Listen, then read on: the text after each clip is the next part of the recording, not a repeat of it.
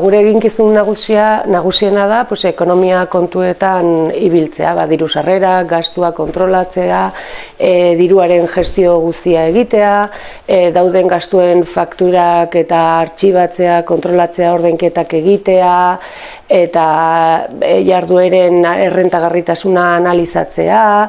Gure eginkizuna gehien bat da, hori oso burokratikoa, oso atzetik egiten duguna, eta ikusten ez dena, baina hor dagoena eta garrantzitsua dena. 9 gaude taldean, egia esan da, Nafarroinez urte osoko auzolan izugarria da, eta 9 pertsonen artean ditugu banatuak batzorde desberdinekin egin behar ditugun koordinazioak. Adibidez hor dugu pertsona bat, material batzordearekin koordinatzen, eta irteera eta dendaren hor sortzen den gestioaren ardura hartzen. Baditugu beste 2 pertsona bezletzarekin koordinatzen, bezletza diru iturri oso importantea da guretzat, doaitzak, enpresen diru lagun bezletza oso importantea da, eta hor ditugu gure 2 pertsona koordinatzen bezletzakoekin. Ere badugu beste pertsona bat ostalaritza eramaten, eta ostalaritzan hor sortzen dira, orain ari gara adibidez San Ferminetako oinez txokoa lantzen, eta hor ostalaritzarekin gauza asko koordinatu behar ditugu, ze gastuak eta hornitzaileen fakturak ailegatuko dira, guzti hori superbisatu beharko dugu, prezioak jartzerakoan ere, prezioen marginean hor ere zer esaterik horik dugu, gero ordainketa guztiak guk egingo ditugu, eta atera den dirua edo ez, etekina hor ere guk kontrolatuko dugu. Beraz hor, koordinatu behar dugu ere ostalaritzarekin.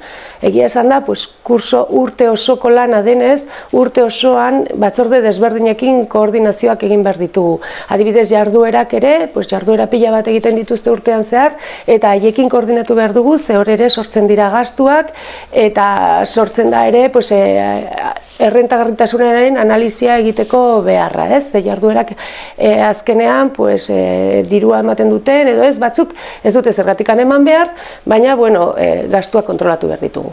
Nafarroinezen diru sarrerarik importanteenak daude, lehenengo bezletzan, bigarren San Ferminetan egiten den oinez txoko horretan, oinez egunean, eta materialean. Hor daude 4 diru iturri importanteenak. Bezletza lortzen dugu udaletxeetatik eta baita enpresen eskuetatik. Orduan, enpresak diru laguntzak ematen dituzte batzutan, beste batzutan enpresak lana egiten dute musutruk nolabait, eta udaletxeak ere diru laguntzak edo doaitzak egiten dituzte. Eta hor, gure diru iturri importante badago. San Ferminetan aurten txoznan txartelarekin ordaindu ahal izango da, orain arte hori ez da landu, baina aurten erabaki genuen baietz, eta jakin ezazue txartelarekin ordaindu dezakezuela, eta oso erosoa dela, orduan bokatak jatera joatea umeekin, eta dirurik gabe, baina bai txartelarekin ordainketak egitea. Nafarroinezek helburu asko ditu, baina bat ekonomikoa importantea da. Zer egin nahi dugu lortzen dugun diruarekin, badugu hor eraikin bat etxarriko erdialdean, eta eraikin hori oso zaharra dago. Eraikin horri egin behar zaio kriston obra horrek behar du diru pila bat, eta Nafarroinezetik datorren diruarekin zehoze ordaindu ahalko dugu. Obra handi horren zehoze ordaindu ahalko dugu.